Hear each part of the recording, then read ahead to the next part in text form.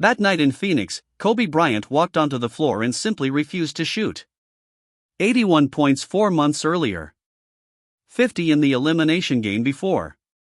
And now, with the season hanging in the balance, the most feared scorer alive took 3 shots in an entire half. People called it a meltdown. A tantrum. Proof Kobe Bryant could never lead anything. They were all wrong. Because what looked like surrender was actually the final chapter of a 3-year war that started the day the Lakers chose Kobe Bryant over a giant, and it ended with one impossible ultimatum. Stay with this story, because by the end, the night Kobe Bryant stopped shooting will make perfect, devastating sense. June 15, 2004. The Detroit Pistons just finished humiliating a Lakers super team that had Shaquille O'Neal, Gary Payton, Karl Malone, and Kobe Bryant. 4 future Hall of Famers. Sent home in 5 games. The fallout was nuclear. The head coach who delivered 3 straight titles got fired. Then ownership made the coldest decision in franchise history. They traded Shaquille O'Neal, the most dominant force basketball had ever seen, and handed the entire kingdom to a 26-year-old accused of being too selfish to ever win without the big man. Think about what that means. The Lakers looked at a proven dynasty and deliberately detonated it.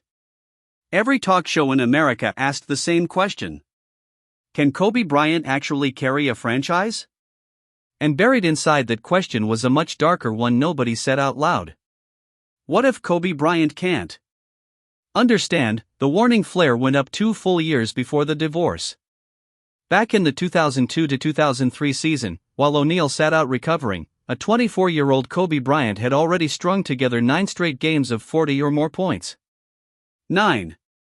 The front office watched that streak and stored it in the vault. So when the summer of 2004 forced the most brutal either-or in sports history, the choice wasn't a gamble. It was a memory. The Lakers had already seen the future wearing number 8. The critics smelled blood. They pointed at the shot selection. The glares at teammates. The misses at the worst possible moments. They said Kobe Bryant was a sidekick cosplaying as a king. And here's the part that gets lost. Instead of arguing, Kobe Bryant disappeared into a film. Late one night that summer, Kobe Bryant sat in front of Quentin Tarantino's Kill Bill, watching an assassin carve through everyone who wronged her, and something clicked. The venom. The patience. The list of names. Kobe Bryant didn't just watch that movie.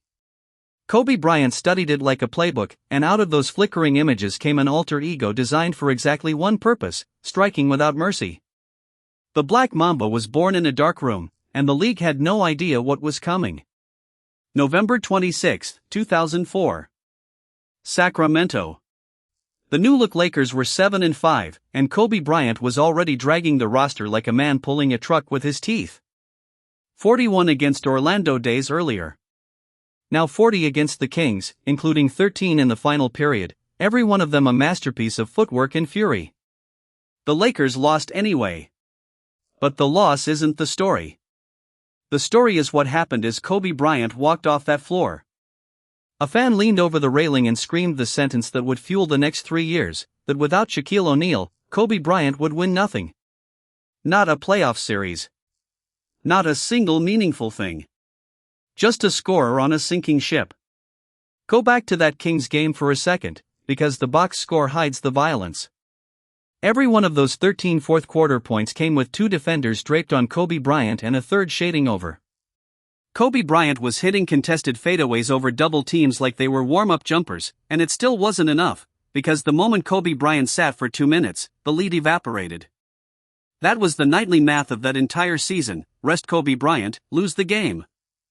Play Kobe Bryant 40 minutes, maybe survive. Most stars hear that and shrug. Kobe Bryant heard that and filed it away like a name on the list. And the timing couldn't have been crueler, because the first showdown with Shaq was already circled on every calendar in the league. O'Neal, now in Miami, stood at a podium and promised that if Kobe Bryant drove the lane, it would feel like a Corvette hitting a brick wall. The whole basketball world leaned in. December 25, 2004. Christmas Day. The most watched rivalry in sports, gift-wrapped for prime time. Kobe Bryant opened that Christmas game with a fadeaway so smooth it looked rehearsed in a mirror. Then Kobe Bryant went at O'Neal with such relentless violence that the brick wall fouled out and spent the finish watching from the bench. Dwayne Wade missed a game winner. Overtime. And with 3.4 seconds left, the ball landed in the hands of the only person it could land with. This was the moment. The answer to every doubter, delivered on national television. Kobe Bryant missed. The missed shot against Miami hung over everything that followed, and here is the forgotten detail that changes how you should see the next 18 months. Kobe Bryant wasn't losing because of a missing jumper. Kobe Bryant was losing because the scaffolding around the jumper had been torn down. Mid-season, the new head coach Rudy Tomjanovich walked away with health complications. Then Kobe Bryant's own body betrayed the mission, and an injury cost Kobe Bryant a full month. The franchise didn't just wobble. It went into freefall. Look at what Kobe Bryant did the second the body allowed it. Second game back, 40 points. A dunk over Charlotte that should be illegal in several states. None of it mattered. The Lakers closed the season winning 2 of their final 20, and for the first time since 1998, Kobe Bryant got 0 All-NBA recognition. Nothing on offense. Nothing on defense. The most gifted scorer on the planet, erased from the ballot, sitting at the end of the bench in the final games, staring at the floor like a man replaying every possession of a wasted year. And the roster Kobe Bryant inherited? Say the name slowly, because history has been too kind to how bad it was. Smush Parker, a point guard who would be out of the league within 2 years. Kwame Brown, the draft bust whose hands were a rumor. Chris Mim. Brian Cook. Luke Walton, solid, smart, and never once mistaken for a star. This was the crew Kobe Bryant was told to sail into a Western Conference that had the Spurs dynasty, the 7 seconds or less Suns, and a 60-win Mavericks team. That context is not a footnote. That context is the whole argument. That image matters. Burn it in. Because everything Kobe Bryant did next was engineered in that silence. While the season bled out that spring of 2005, something else was quietly forming. Away from the cameras, Kobe Bryant rebuilt everything: the footwork laboratory at 5 a.m., the film sessions that ran past midnight, the conditioning so extreme that teammates told stories about it for years. The Mamba wasn't an alter ego for marketing. The Mamba was a survival mechanism, a personality engineered to absorb booing, erasure, and doubt, and convert all of it into jump shots. Summer, 2005. The Lakers made the one move that actually made sense: Phil Jackson came home. The same Phil Jackson who had once questioned whether Kobe Bryant was coachable, now shaking hands with Kobe Bryant and building the whole temple around Kobe Bryant's game. The front office added a teenage big man named Andrew Bynum, straight out of high school, and a point guard named Smush Parker. Read that roster again. A high schooler and Smush Parker. That was the cavalry. So when the 2005 to 2006 season opened, Kobe Bryant wasn't playing basketball anymore. Kobe Bryant was conducting an exorcism. November 2, 2005. Denver threw triple teams at Kobe Bryant on opening night. Triple teams. In November. Kobe Bryant still hung 25 and dragged the game to overtime. Then came the avalanche. Over the next 4 games, Kobe Bryant averaged 35.3 points. When the Lakers stumbled to 3-4, Kobe Bryant walked into New York with a damaged hand and detonated for 18 points in the third quarter alone on the way to 42. Over the next 12 games, 30.4 points, 5.1 rebounds, 4.8 assists a night. And still, the machine kept asking the wrong question. Critics pointed at the stat sheet and sneered: 26.4 shot attempts per game on 43% shooting. Selfish, they said. Kobe Bryant heard every word.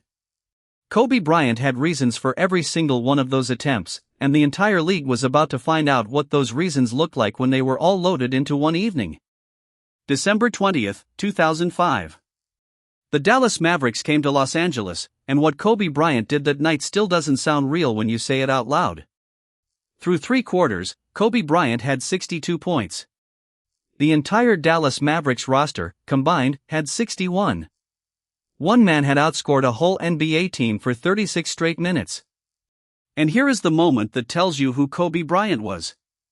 Walking to the bench before the fourth quarter, Kobe Bryant turned to assistant coach Brian Shaw and delivered a line that should be carved into a wall somewhere. When told the team was up big and the night was done, Kobe Bryant pointed out the obvious. The job was finished. 62 in 3 quarters. The Mavericks never saw the fourth. 8 days later, Dallas came back hunting revenge. Didn't matter. The pattern was set. Kobe Bryant dropped 46 on New Jersey in a loss, 45 on Memphis, then got suspended for retaliating against Mike Miller, and the Lakers slid under .500. Then came the night against the Clippers that explains everything about what made Kobe Bryant different. First half, 10 points on 2 of 12 shooting. Booed into the locker room by a road crowd in Kobe Bryant's own city. Most players shrink. Kobe Bryant came out of that tunnel and detonated the building, a vicious dunk to open the half, then a flurry of baskets so beautiful the boos died in people's throats. 48 hours after dropping 48 on Allen Iverson Sixers, the Lakers were back above water.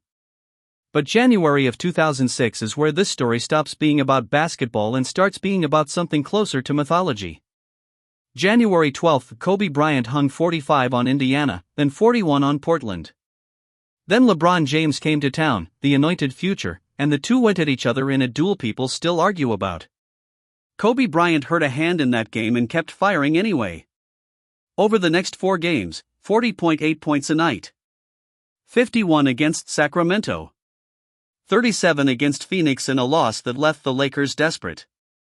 And that desperation is what walked into the building on January 22, 2006, against the Toronto Raptors. Now here's the layer nobody talks about. Guarding Kobe Bryant that night was Jalen Rose. Go back 6 years. The 2000 Finals. Rose, then with Indiana, slid a foot under a 21-year-old Kobe Bryant on a jump shot, and the ankle rolled, and Kobe Bryant missed a finals game because of it. Kobe Bryant never forgot. Kobe Bryant never forgets anything. 6 years later, that same defender stood in front of Kobe Bryant wearing a Raptors jersey, and you could hear the shift happen in real time. Toronto's game plan was actually working early. Let Kobe Bryant cook, keep everyone else quiet, steal the game. At halftime Kobe Bryant already had 26 and the Raptors were winning. So Kobe Bryant made a choice that defied every coaching manual ever written. Instead of easing off, Kobe Bryant pressed the accelerator through the floor. Third quarter, 27 points. Fourth quarter, 28 more. Fadeaways. Threes over 2 defenders. Drives through traffic that ended with the ball dropping and the crowd making sounds crowds aren't supposed to make. When the smoke cleared, the scoreboard read like a typo. One more thing about that 81. Kobe Bryant's grandmother was in the building that night, watching her grandson play live for the first time, on what would have been the birthday of Kobe Bryant's late grandfather. Some nights are numbers. That night was destiny. 81. April 30, 2006. Playoffs. First round. The second-seeded Phoenix Suns, led by Steve Nash, the man about to win the MVP award everyone agreed should have belonged to Kobe Bryant. Game 4. 8 seconds left, Phoenix ball, and the Suns were one clean possession from tying the series. Then the floor tilted. A steal. A mad scramble. The ball found Kobe Bryant, and Kobe Bryant forced overtime, and in overtime, with 15.7 seconds left and the Suns certain they'd survived, Kobe Bryant took the final shot and buried the game winner at the buzzer. 3-1. The 7th seed, one win from the biggest upset of the decade. Then the rope snapped. Phoenix stole Game 5. Kobe Bryant answered with 50 points in Game 6 and still lost. And that brings us back to where this story opened, Game 7, in Phoenix, the night everyone remembers wrong. Down the stretch of a win-or-go-home game, Kobe Bryant took 3 shots in the entire second half. 3. The most volitional scorer alive, holstering the weapon. The Lakers got run out of the building, and by sunrise the verdict was unanimous: quit. Sulked. Threw the series to embarrass the coaches and the front office. Kobe Bryant has been convicted of that Game 7 for 20 years. Now consider what the conviction ignores. For 6 games, Kobe Bryant had averaged an absurd workload against a faster, deeper team, and the formula had finally hit its wall. Pass first? The role players bricked open looks all series. Shoot everything? That's the selfishness narrative, gift-wrapped. Kobe Bryant stood at the exact crossroads the critics had built: score and lose as a ball hog, or defer and lose as proof the roster was hopeless. There was no third door. So Kobe Bryant chose the option that sent the loudest message to the people upstairs. Not a tantrum. A demonstration. You want to know what this roster does without Kobe Bryant shooting? Watch. 3 shots. An ultimatum written in silence. Days later, Steve Nash lifted the MVP trophy. Weeks later, Shaquille O'Neal lifted a 4th championship in Miami. Every voice that screamed at Kobe Bryant in Sacramento 2 years earlier got to say "I told you so." Broken, Kobe Bryant did the only thing a true obsessive does. Kobe Bryant called Michael Jordan the idol, the measuring stick. Nobody has ever released the full conversation, but whatever Jordan said, the Kobe Bryant who showed up for 2006 to 2007 was wearing a new number and carrying an old grudge with sharper edges. 8 became 24. A new identity for the second act of a career everyone had already written off. The early season was quiet by Kobe Bryant standards, just 24 points a night. Then November 30th against Utah, the MVP chants started rising out of the Staples Center seats. Then came Shane Battier, the most respected Kobe stopper alive, devoting his entire professional existence to slowing one man. Kobe Bryant gave Battier 53. The Lakers stood at 16-7. Then Kobe Bryant walked into TD Garden, the house of the Celtics, the most hostile building a Laker can enter, dropped 43, and heard MVP chants from Boston fans. Read that again. Celtics fans chanting MVP for a Laker. Everything was finally aligned. So naturally, the floor gave way. March 16, 2007. The Lakers were in freefall, 1 loss from .500, the playoffs evaporating. Kobe Bryant's response was 65 points against Portland, 56 in regulation and 9 more in overtime, the second highest night of Kobe Bryant's life, because the season required it. Then 50 against Minnesota. Then 60 against Memphis. Then 50 against New Orleans. 4 straight games of 50 or more, a streak nobody but Wilt Chamberlain had ever touched. Then 50 on Seattle and 37 on Sacramento to drag the carcass of that roster into the playoffs. Here's the detail that makes that 65-point Portland night even more absurd. Kobe Bryant was 28, coming off knee surgery, on a team bleeding toward the lottery, in a game the standings said was meaningless. There was nothing to gain. And Kobe Bryant still played overtime like the finals trophy was sitting at midcourt. 56 in regulation. 9 more in the extra period. That night lit the fuse on the 4 straight 50-point explosions, and the streak wasn't stat padding. Every single one of those games was a must-win to keep the season alive. The streak was the season. And the reward for the most heroic carrying job in modern basketball? Phoenix again. A gentleman sweep in 5 games, the only win coming off Kobe Bryant's 45 in Game 3. 3 seasons of nuclear scoring. 3 seasons of nothing to show for it. Kobe Bryant had done everything a human being can do with a basketball, and the mountain hadn't moved an inch. That's when Kobe Bryant asked for a trade. Let that sink in, because it completes the whole puzzle. The trade demand wasn't betrayal. It was the final entry in the ledger that fan in Sacramento started 3 years earlier, the same ledger that produced the Mamba, the 62 3/4, the 81, the Game 7 that wasn't surrender but a message. Every brick Kobe Bryant carried alone finally got laid at the front office's door. The Lakers refused the request, and then, halfway through the 2007 to 2008 season, the front office finally answered the ultimatum that Game 7 had been screaming. Pau Gasol. A real second star. Instantly, the game softened around Kobe Bryant, the win stacked, and Kobe Bryant finally held the MVP trophy that the 2006 season had already earned in everything but the official vote. Boston stole that finals. So Kobe Bryant came back and took the 2009 title, then beat those same Celtics in 2010 for number 5. 1 ring more than Shaq.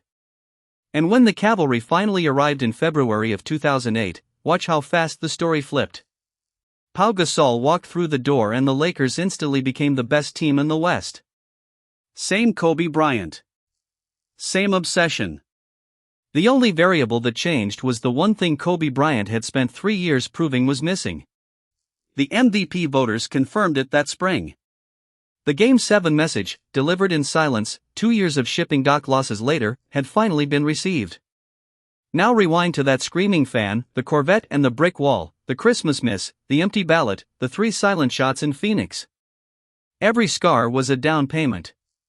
The forgotten stretch was never Kobe Bryant failing to be great. It was Kobe Bryant becoming the weapon that later made greatness unavoidable. The wilderness years weren't the gap in the legend. The wilderness years were the forge. And here's the coda nobody can read without going quiet. Retirement looked golden, businesses, films, an Oscar, and Gianna Bryant, the daughter who was going to carry the Mamba bloodline into a new generation. January 26, 2020, took all of it. Which is why this chapter matters so much to get right. Before the statues, before the parades, there was a man alone with a losing roster, turning doubt into 81 points and humiliation into fuel. If this hit you, subscribe, because the next story digs into the night number 24 truly replaced number 8. And tell me below, was 2006 the greatest individual season ever played, or does someone else own that crown? Kobe Bryant didn't shoot in that Game 7 because scoring had already proven everything it could prove. Kobe Bryant stopped shooting so the world could finally see the truth. The problem was never the Mamba. The problem was everything around the Mamba. And once the world saw it, the world could never unsee it. Remember the number, remember the silence, remember what the Mamba did with both of them. 81 points. 3 silent shots. 5 rings at the finish line. The math was never the point of any of it. The message was always the point, and the message still echoes through every gym tonight, everywhere, for good.